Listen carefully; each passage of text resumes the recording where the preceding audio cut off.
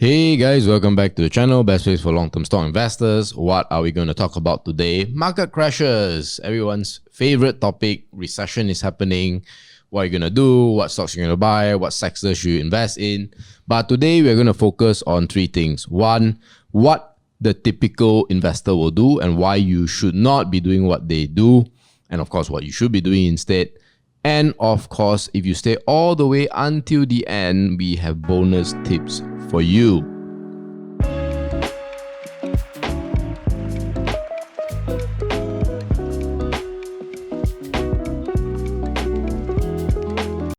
Alright guys, of course, as a disclaimer, none of what we say should be taken as professional financial advice. Please speak to a professional if you want that sort of thing. Hey guys, before we begin, just to let you know, we have a totally free masterclass just for you to sign up for in the comment section or the description, where we will guide you on how you can build a 6 to 7 figure portfolio using the power of stock investing. Go check it out. Okay guys, so just a snapshot on what's happening around the world and Malaysia as well. S&P 500 down 25%. Ouch. Bigger ouch is definitely the Nasdaq, the tech stocks basically, that's down 33%. And in Malaysia, we're not down as bad, but we're down probably about 7 to 10%, somewhere there. I think that's the reason, because we have a lot of bank stocks as our KLCI index, so it doesn't really affect that much as compared to Nasdaq, because it's heavily rely on tech stocks. Exactly. But nevertheless, down, and of course, we are now at like 2010 levels, right? Yep. In terms of where the KLCI is at. So now, what generally people start to do is they sell everything, right? Because they're just afraid of a market crash. Yep. They feel like they don't want the uncertainty and the volatility, so that's what they do. Yeah, they call it risk offer. Yeah, they want to be risk off. off. Fancy word, right? They just risk off. Then the second thing is, of course, linked to that, they keep cash, right? They are waiting for a crash. Yep. And the funny thing is that while you're keeping cash, also inflation is also creeping up. Right. So you are, in a way, you're like, you're still losing money, but in more like a cancer instead of chopping off your legs, in that sense, right? Yeah. So that's one thing that most people like to do. Third is they wait for a rebound, right? That's why they have the cash. So they're like, hey, when is it coming? Number 4, this is a popular one. Yeah, actually, I noticed. I went to Pyramid. It's a shopping mall in Subang. I noticed there's a lot of people went to the money changer and they changed USD instead. Wow. Yeah, I don't know. I thought it was a trend or something. That's why I decided to like just put it there in the slide. Yeah. So I mean, like, I think a lot of people are also fearful of the ringgit dropping, in addition to whatever stocks they hold in Malaysia. So they are fearful. So they are. I mean, case in point is that a lot of people had these thoughts last year already. So they started selling their ringgits for US dollars. And then, of course, they invested in the Nasdaq stocks or the S&P 500 stocks. And then it went down. So they have traded a small depreciation for a big depreciation. So, it's not as easy. That's all I would say. Yeah. Right. So this is what typically people will do. Now, in the next segment, we'll share with you our thoughts, right? What, I think is a better route for all of us who are anticipating a crash. Alright guys, if you didn't know, we have a one-on-one mentorship program where you can apply for, where we level up your stock investing based on tailor-made solutions. If you're interested, you need to apply. Not all of you all will get into an interview. It's only 20% of you all will do it, and even fewer will get to hop on the program. But if you're confident that you can qualify, you can click on the link and fill in your details in the comment section or the description. Now, of course, this is what we think that we should be doing as well. And we like to share with you how we look at things when it comes to market crashes. So, should we sell everything?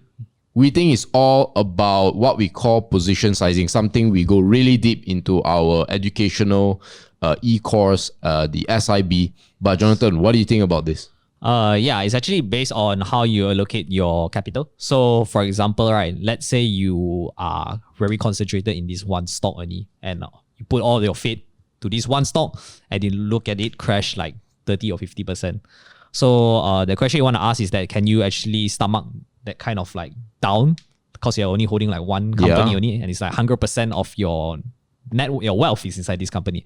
So if you say, if let's say you cannot stomach that kind of risk of like dropping down 50% and seeing your portfolio cut into half, then I believe you need to like size up, you need to trim some position. You need to do some like asset allocation in another company, for example, like maybe even diversify your wealth in that sense. So yeah, I think position sizing plays a role if, let's say, it depends on your risk tolerance.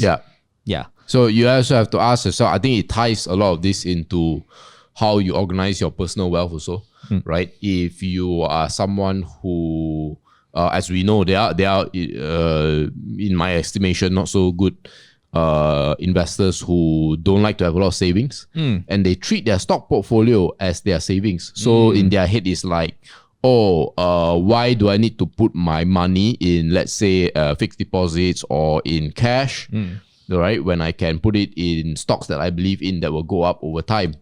And as such, right, I can put all my emergency funds, right, into a few stocks.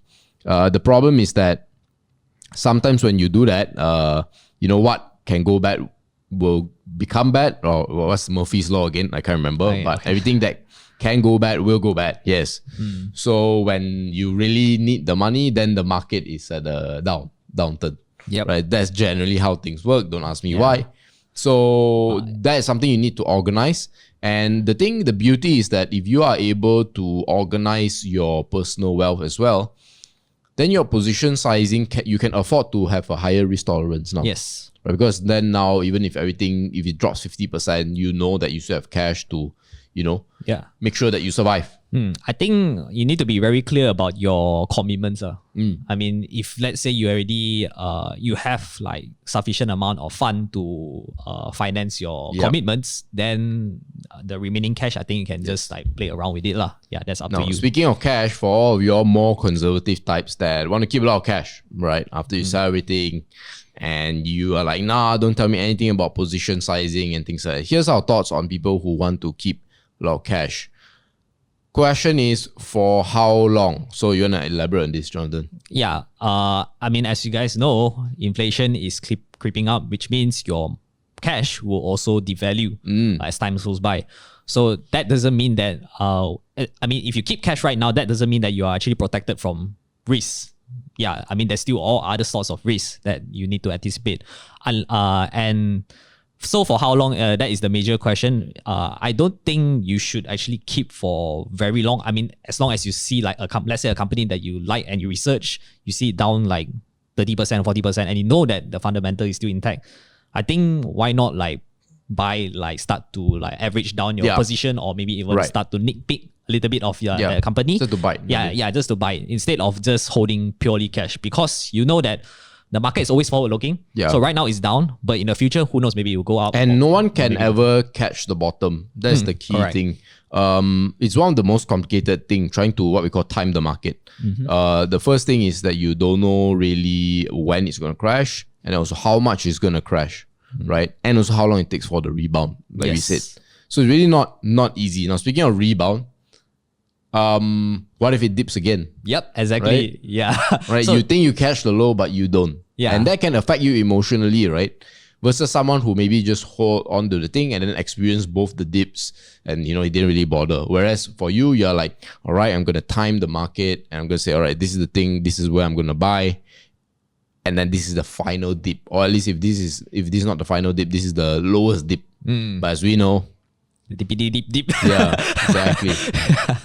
So yeah, I think if that case, right, I think you should have like prepare a few batches of funds before you actually don't just go all out, like put all into this company and then you just let it dip. I mean, exactly. Just allocate it. Now, for what about you Malaysia haters? Just kidding.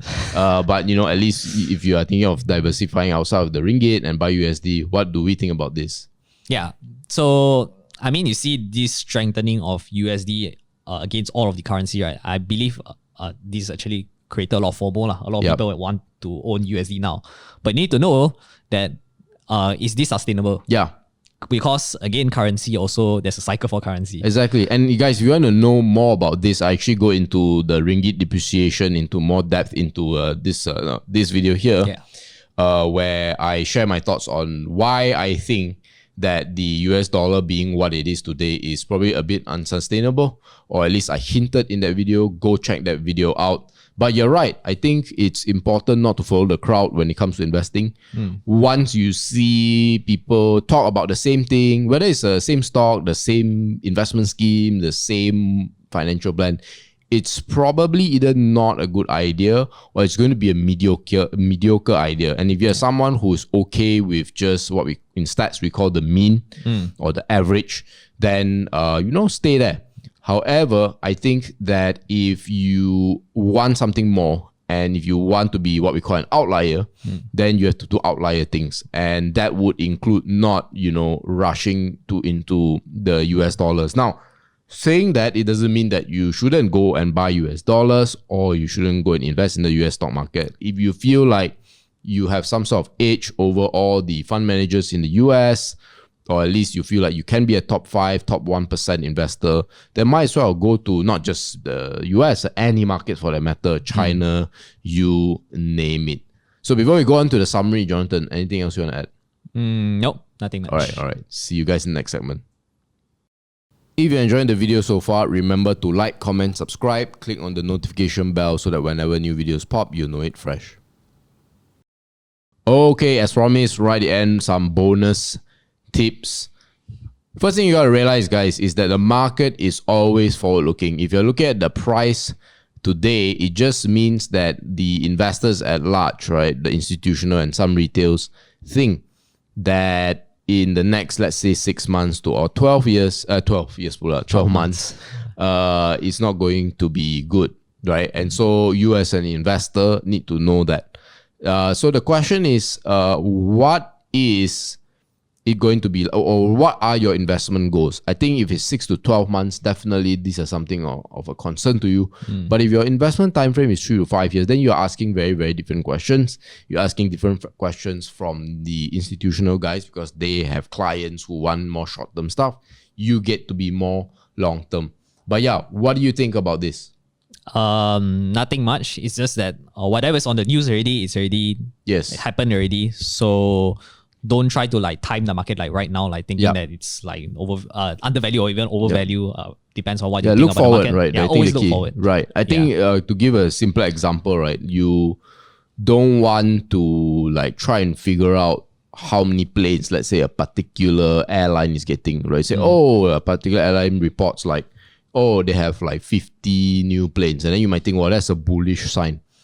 When in fact, what you should be figuring out is either orders for new planes or an increase, right, in general for, travel passengers.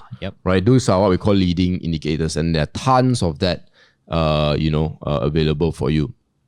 Now, the second bit is, as I mentioned earlier on, don't focus on timing the market, focus on timing the stock. Something we go very deep into our SIB program, but I'll just briefly mention here. Basically, timing the market is very complicated. Now, timing the stock is also complicated, but it's not as complicated, right? It's a lot more straightforward as to whether or not the company is overvalued or undervalued. Yeah. Nothing much at least. Right. You already pointed out everything.